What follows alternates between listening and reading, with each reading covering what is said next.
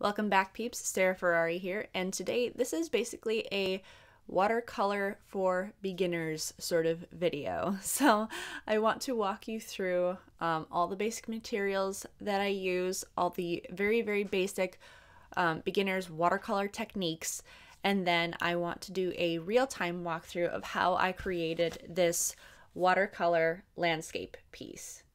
If you're new here, please hit the thumbs up on this video if you like it, and be sure to subscribe. So let's get started. Okay, so at first glance, there's a lot of stuff here, but let me just go through things one by one, starting with the most important things. So probably one of the most important things is your paint brushes. So you want to get some paint brushes that are meant for watercolor. Because you want to be able to have brushes that will hold a lot of water but also maintain the amount of detail that you want. So generally speaking, natural fibers will do better for this, but there are some synthetic fiber brushes that fare okay. The next thing is your paints. So paints come in two different forms. You can get liquid watercolors that come in tubes, or you can get the cake form watercolors. So I actually prefer the liquid, just because I feel like you can get more of a deeper value without having to mix as much. So for me, it saves time. Then we want to talk about your paper. Now, paper is also very important. You generally speaking want a high quality paper that will be able to absorb a lot of water. Unfortunately, I'm just working with what has been gifted to me over the years, so I have two rather cheap watercolor pads, and you'll be able to see what I can do with just these, but generally speaking, it's a lot easier to work with a higher quality paper, so something from either Arteza or Arches. So I'll leave a link in the description for all the materials that I have that I recommend for this. So paper is really important. Now, those are the obvious ones. I also like to have two containers for water. So I have one to wash out my brushes and one to mix. So I want clean water to mix with my paints so that I don't get any kind of muddied colors. And then of course you're going to want some sort of mixing tray. Now this mixing tray actually came in a set with the Grumbacher watercolors, and this brush also came with that set. So I love that set. It's a fantastic starter set. You're also going to want some paper towel. Now this is really useful for applying other mediums and stuff like that, but also just to be able to dab up water off of your paper should you put some where you don't want any paint, and also just wiping off your brushes. And then this is kind of an optional thing, but this is really handy, just having a little syringe available, because it makes it really easy to transfer water to your tray, or even transfer bits of washes to another tray if you want to mix other washes. I always have a pencil because I almost always sketch something out before I start. I like to use masking tape as well. I will usually put this around the borders of my paper so that I have like a really nice looking border, just a clean edge, and then I'm not having to go all the way to the edge with the watercolor paper. It also helps to just kind of keep it flat if you don't have it in a book of paper. Now you can use masking tape also to mask off areas that you don't want to paint on, like within your picture if you're doing a horizon line. You can also use a liquid mask. So you can use Frisket, which is probably the more professional version of this, but I also just use rubber cement. So it's all you really need is a latex film over it so that the pigment doesn't get through to the paper, and then this will peel off afterwards and leave that spot clean. Now, other things that you can use is rubbing alcohol. Rubbing alcohol gives you kind of a really neat effect in just that it dries up the water and the pigment kind of scatters, so you get a different kind of resist. You can also use salt. And then something else that I like to use is I like to have a clipboard on hand, just because I don't like having my work down on the table immovable. I like to be able to turn and rotate things. Or sometimes if I get amount of pigment and I'm trying to do like a gradient or something, then I can actually tip this back and forth and let the pigment just kind of flow over the paper, and as it sinks in, I get a really smooth transition. So that's helpful for me as well. So those are kind of the basic materials. So let me start in on talking about some of the techniques. There are 3 different methods of applying paint to your paper. The first is wet on dry. So you would apply your paint to a dry paper surface. And this is a way to just spread out flat areas of color and have a defined edge. The next is wet on wet. So as it implies, you would have your paint, but it would be on a pre-wet surface. And this can give you more of a smooth transition or blooming in sense. So you would get kind of an interesting pattern, but it is much harder to control. And the third method is dry brushing, which I will describe in detail later. Our very first technique is a flat wash. Now, a flat wash is meant to just give you a very even layer of color. This is a wet on dry method of application. So you should be able to get a very defined edge, but your goal is to be able to get a very even layer of color without any like streaking or spotting or blooming. So one of the things that you want to be careful of is that you mix your paint thoroughly before you apply. So while it's still wet, you should be able to freely apply it. Now, if you have water in your brush, like excess water, and you dip your paintbrush into the paint, you're going to get what you're seeing here, an inconsistent color range, because when you press it, you get water diluting your mix. Next, we have the grated wash. So this works best as a wet on wet technique. So you want to pre-wet your surface, make sure there's plenty of water so that your pigment can spread. And you'll start from one end with your most potent pigment and just kind of work your way slowly. So, and you would add more water, or you can just go straight into your water jar and just slowly transition it out that way.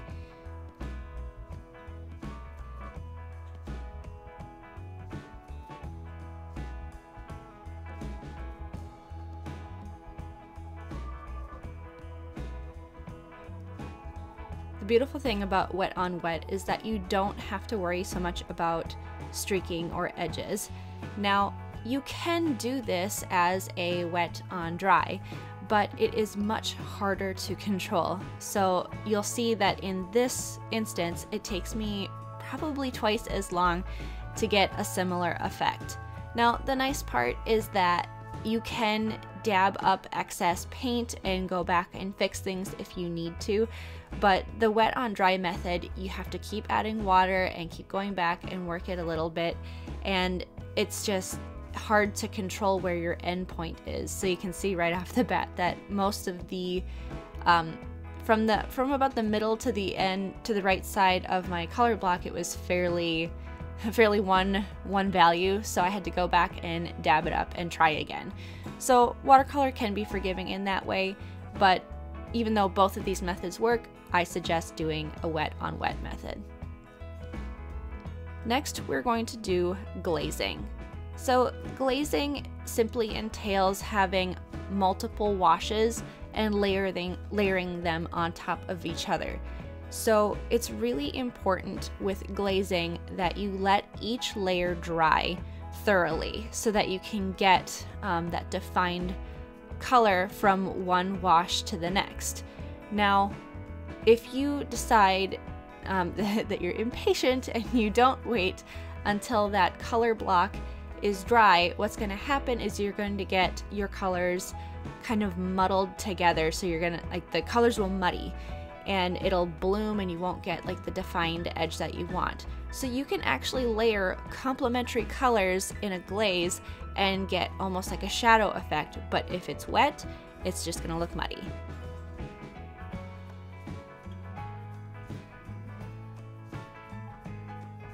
Next, we're going to do dry brushing. So dry brushing is kind of taking watercolor but applying maybe more of what you would understand of with painting. So you basically want to dab off all of the excess water, and even when you dip into your paint, you're going to just dab off excess. And so in the bottom right corner, I just used it to dab off some of my extra paint. And this gives you a very textured appearance, and it's also quick to dry, so you can add more layering and you almost get kind of glazing within the texture. So this is best for finer details. Now if you go in when it's too wet, you're going to lose your edging, you're going to lose that detail, and it's just going to pool together.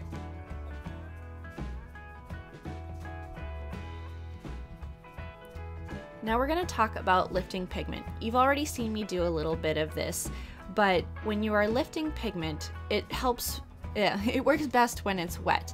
But I'm going to let that first square dry, and I'll show you a method to lift it when it's dry. But the second one, I'm going to apply the layer of paint, and then I can simply go in with a paper towel and just dab up the excess. Now, it's very, like, if you don't have a lot of paint, a lot of pigment in your paint, you might actually be able to get it close to the original white surface, but it'll be very rare. You can go in further with a wet brush to lift even further, like even more paint out of that particular spot. And you can use that same method on a dry patch, just going in with some excess water, and like you don't want to really scrub it because you can damage your brushes this way, but you can lightly scrub with the tip of your brush and then dab the excess water off, and you can get some nice highlights in here, or you can lift mistakes, whatever you need that purpose for. Both of these work beautifully.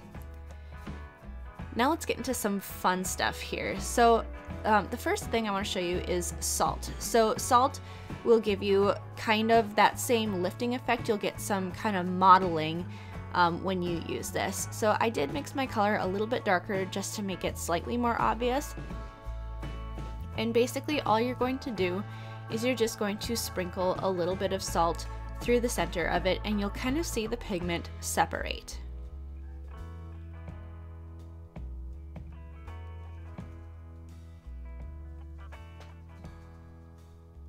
And now we can use rubbing alcohol. Rubbing alcohol will do the same thing, but will give you slightly different patterns just because it has a different, well, it's a liquid, so it'll react to it differently than you would salt, but you can get more of a larger area of lift in those areas. So that's kind of a fun effect as well. And in this, I used a rolled up piece of paper towel, but you can also use a paintbrush. Now let's get into some practical application of these different techniques. I'm going to try and use each one of them.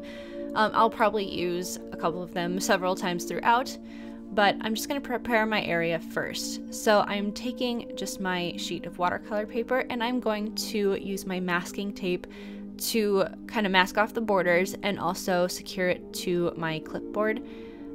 As I stated before, I like using a clipboard just because it lets me keep my work a bit more mobile.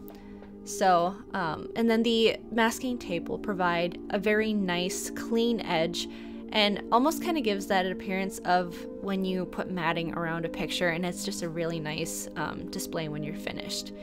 It's important when you're doing this to seal the edges, especially if you're using a cold pressed paper. Cold pressed paper tends to be more textured. You can use hot pressed paper. Hot pressed paper works better if you are probably using like an ink drawing with it. So if you want like a smoother surface to draw on, hot press would work better for that.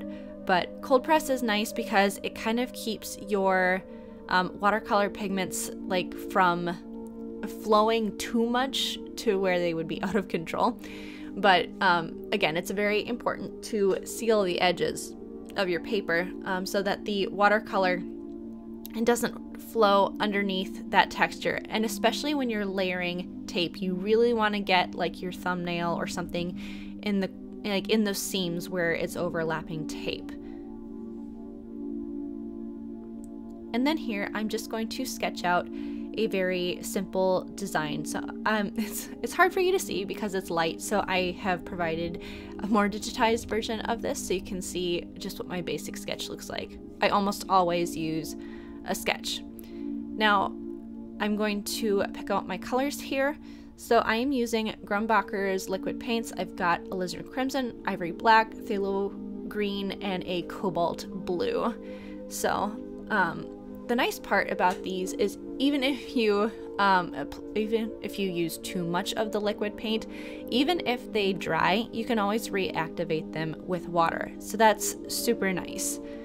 So I'm just gonna start off by mixing my first color, and you'll see I kind of go back and forth several times, and I want to do primarily Cobalt Blue, and then add in a little bit of that Pthalo Green and Alizarin Crimson just to kind of give it a different hue, because the Cobalt Blue is a little bit too obnoxious to me. So, and I will also keep the Ivory Black for more when I work in some more contrast. So now I'm going to use a wet on wet technique. I'm going to wet the whole upper surface for my sky. I am going to work around my mountain range. Now, I find it easier when you're just starting watercolors to work with landscapes, because landscapes to me are easier because you don't have to worry about anatomy and different details and stuff like that. So it's just kind of an easier subject matter when you're first learning new techniques. So make sure that you apply a generous amount of water, not too much that it's like sopping wet, but you want your pigment to be able to move freely throughout your paper.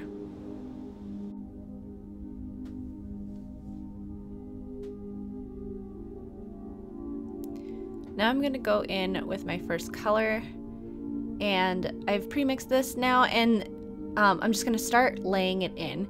Now I could have gone in with a larger brush. I think it was more out of laziness that I didn't.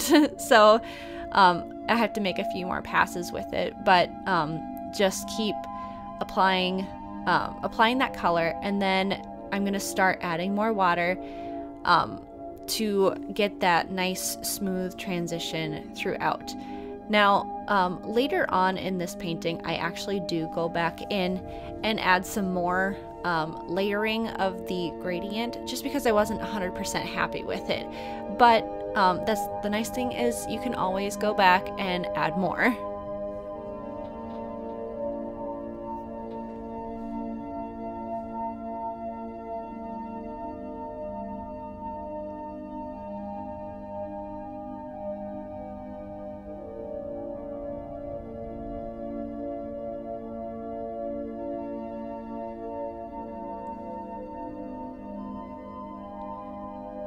The important thing about when you're working with your paper when it's a wet on wet technique is to make sure that you don't get some dry spots, because if you get dry spots you're going to get those hard edges and you're going to get just inconsistencies in your gradient. So if you just keep going over the areas and making sure that everything is nice and wet, you're going to have that really nice spreading, nice transition.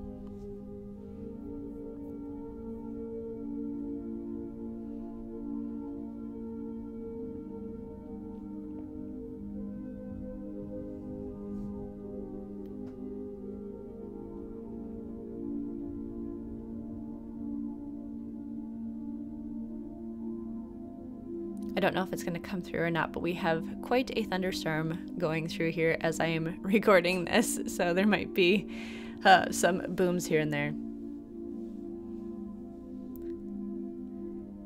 And here I'm just tilting my surface a little bit to see if I can just get a little bit of the pigment running back and forth for an even layer. There wasn't too much, just because this particular paper, it is cold press, but this one was very, very textured, so I find that the pigment doesn't move very well. And then I'm just gonna go in and dry this out with my hairdryer. You could wait, but honestly, why wait when the hairdryer works just fine? And now I'm going to be mixing kind of my mountain colors. So I want the ones in the distance to be lighter just because as you have more particles in the air, there's more disturbance in your visual, so you're not like the contrast and details aren't going to be as vivid with the mountain ranges that are farther away. So I keep going back and I'm testing it on my sheet of test paper to make sure that the value is what I want. So it's very very helpful to have a scrap piece of paper on the side. And then I'm just going to go in and fill in those little areas that I sketched out.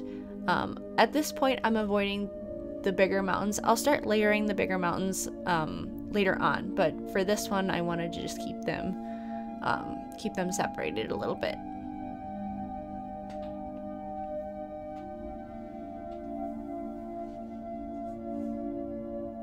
And I'm impatient, so I'm drying it again.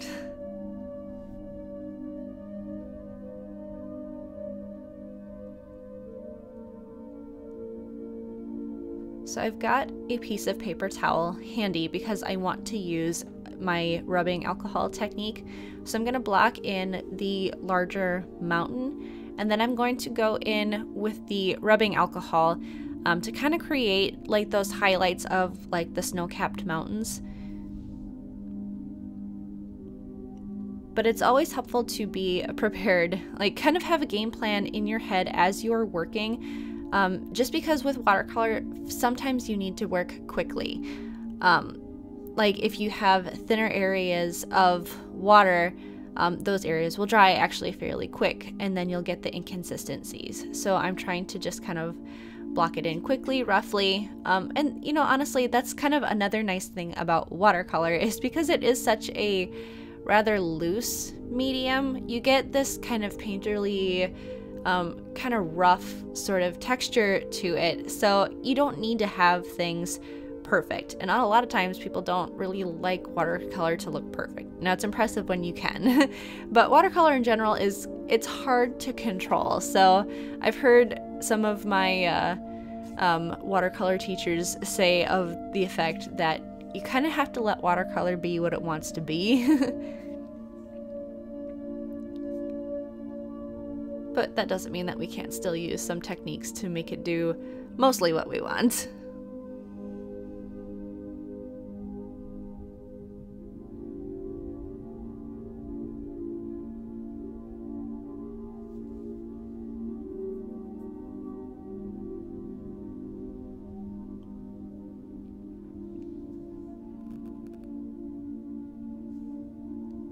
So I do have plans for the bottom part of this mountain range, but me filling it in isn't going to have a negative effect on that, and then I won't have any weird white spots and whatnot if I don't fill in later on. So even in the areas that I've got like some trees and brush planned out, I'm going right in over top of it.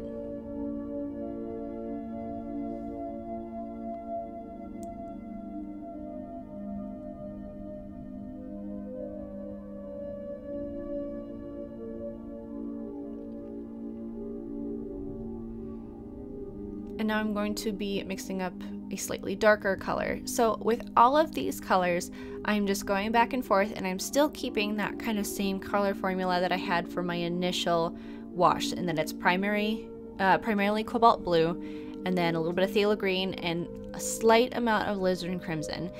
And as I get darker, you might see me adding some more ivory black as well, because there's really only so dark that you can get some of these colors. So the ivory black, it's a necessary thing. Now, generally speaking, when you're working with other mediums, that black and white can actually gray out your it can gray out your color. So actually, a lot of people like to work with Payne's gray rather than black, but I don't have a Payne's gray in my set here, so I'm just kind of working with what I have. And apparently I forgot to add in that little mountain range, so I'm quickly adding that back in with a slightly lighter a lighter value, which I will go back in and darken the mountain in the front so that you have more of a contrast, more of a separation, because the biggest thing is you want to create that depth. And I did go back in with the snow caps with a little bit of rubbing alcohol, but I did it just with the end of my brush. And now we're ready to go in with a darker value on that front mountain. So I'm just gonna honestly just start laying in, and this is a lot of glazing. Some of it's glazing, some of it's wet on wet. I'm pretty sure I dried that layer before, or no, sorry, so this is still kind of a wet on wet, so you're still gonna get kind of a modeling and whatnot, which is okay. And then as I go in with subsequent layers, then I will dry them in between, and when you get kind of like more of a textured glazing over top, you get a lot more details without having to painstakingly going in with each brush stroke.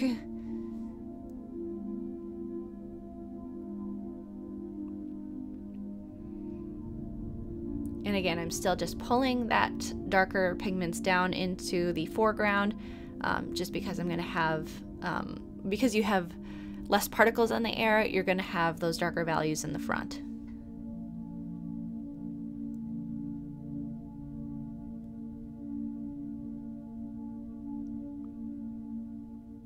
And right here I am going in with a little bit of darker pigment, but I'm going to lift it almost immediately.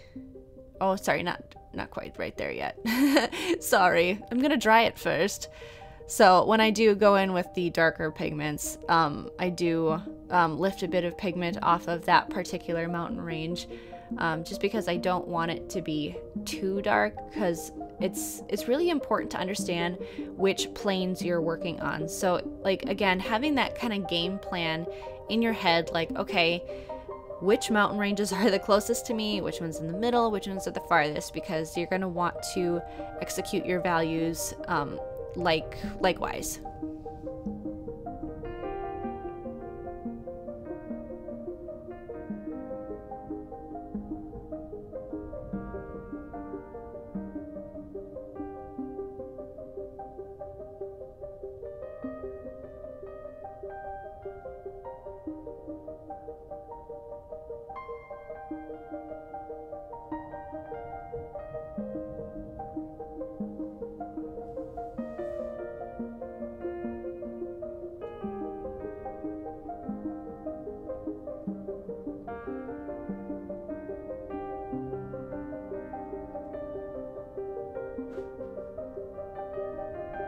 And that's where I found that mountain range was just a little bit too dark for my liking. But when I dabbed up the excess, it was just about perfect. So I still got some of that layering, a little bit of glazing in there without having too much work. And then some of this is a little bit of dry brushing in here. I maybe use dry brushing a little bit more than most watercolorists would, just because I love detail. I'm a detail nut.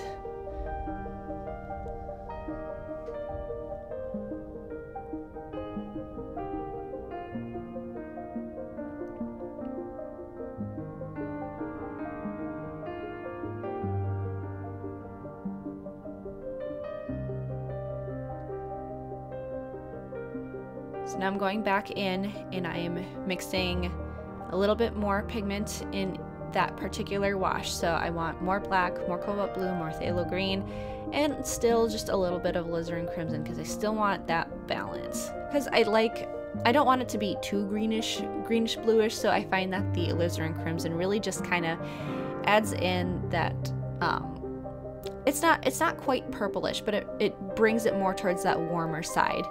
So I'm using that particular wash to go in and glaze a little bit more and bring forth that very front mountain range. So as I'm getting closer to the front, I'm actually working my mountains to be more silhouetted. So when I get to that tree line in the very, very front, it's actually going to be pretty much a pure silhouette.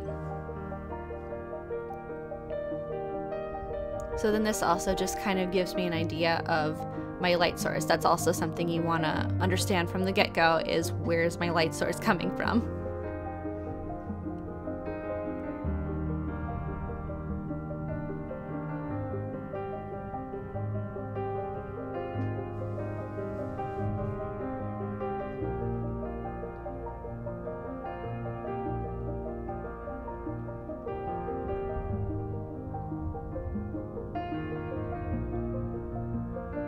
So I'm almost stippling in here, kind of a cross between stippling and dry brushing, to get more of that mountainous texture,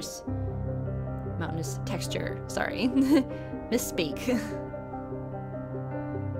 So now this is really kind of a fun part for me. So I just went in with my wide brush and I'm going in with just plain water and lifting that pigment out to give you kind of like, honestly, this could either be kind of like water at the base of the mountain, but I was kind of going for more of like that misty mountain base. So it's just kind of getting worked in. And then when I come and dab it out, you get more of that almost kind of foggy kind of look to it.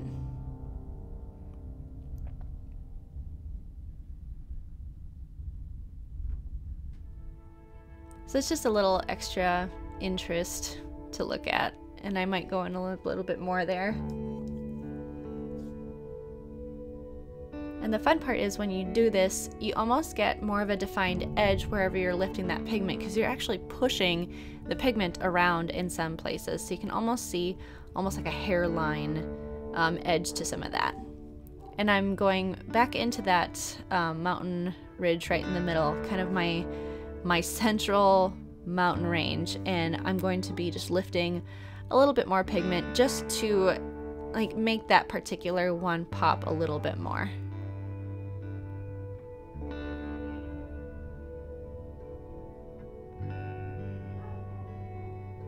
My dog does not like the thunderstorm. Amazingly, my son is napping in the middle of all this with the dog barking, and he's zonked.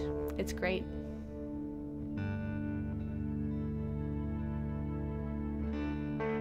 So now I'm mixing up my final value. So this is where I'm going to be working on the tree line.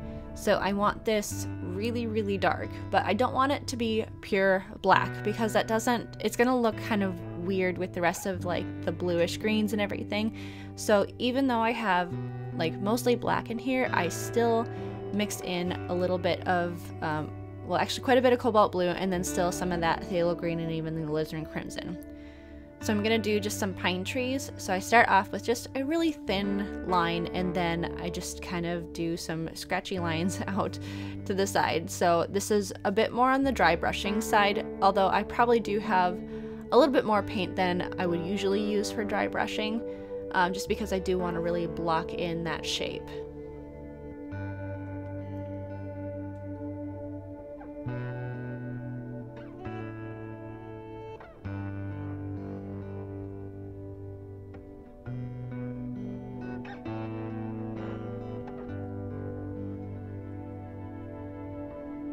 I hope you guys are enjoying this so far. So if you give this a try, go ahead and tag me on Instagram at Sparrow Springs. So let me see what you're doing. I would love to see them.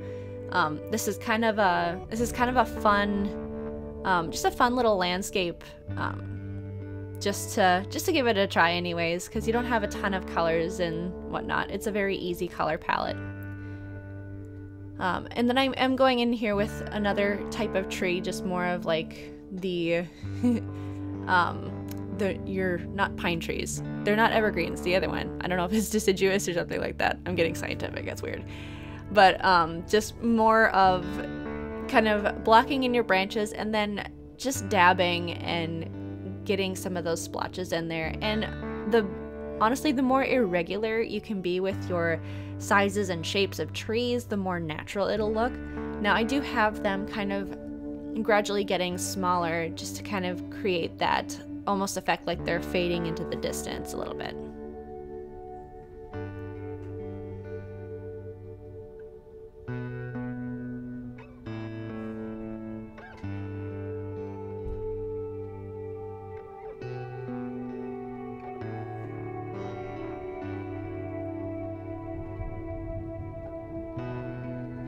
Now also, if you guys have any questions on this, feel free to leave a comment below and just let me know. And if you want to see me try something else, just again, let me know in the comments. I'm open and willing for ideas and whatnot. Someone did request a watercolor portrait, and to be perfectly honest, I am fairly new to watercolors myself, so I will probably try a watercolor portrait at some time.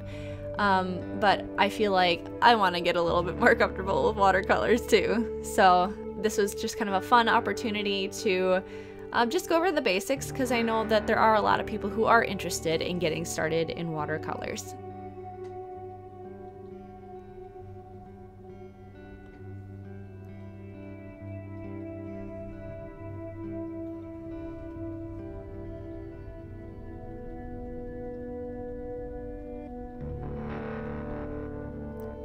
And then I wasn't completely happy with the sky, so as I mentioned before, I'm just kind of going back over it with just another glaze. And that's the fun part about glazing, is you can glaze with either a flat wash or a grated wash, whatever you want. So just going in with another layer and just still creating that gradient towards the horizon line, but just kind of bringing out a little bit more of that depth so that it's not so stark white.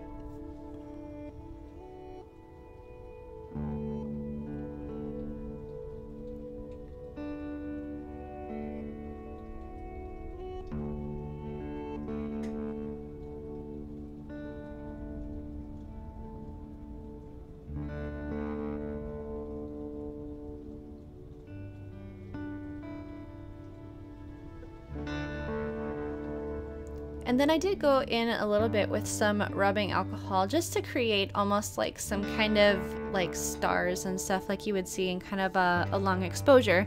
Now these weren't super obvious, and I did go in with a little bit of salt because I've seen some of those mountain scenes with like almost like a galaxy behind it. So you could do this, and for more of a dramatic effect, you would do it right at the beginning when you first start doing your sky. Now that's just a personal preference and whatnot. I wanted to give it a try to see if it would still work, but I kind of forgot to do it, so. And there you have it. So now for the most satisfying part of removing the tape. So I find that removing it just kind of slightly at an angle helps to keep your paper from ripping too much. And probably the nicer papers won't rip the way this one does, but it's what I got. It served me well so far.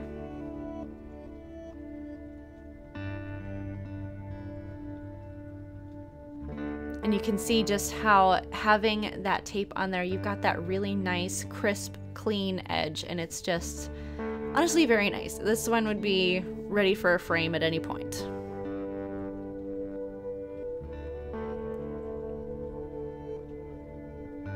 There we go. Once again, if you tried this, tag me on Instagram at Sparrow Springs and let me see what you did. Alright peeps, so that is all of my basic techniques for watercolor painting. Now, if you like this video, again, please hit the like button, please subscribe, and also just a reminder that my new wall art collection is out. So consider checking out the link in the description. If you check out my website and everything, it helps me to make more videos for you guys. Now, a lot of my abstract watercolor pieces have been super popular on this channel, so here is one of the most popular ones in my shop right now. And thanks again, I'll see you in the next video, peeps.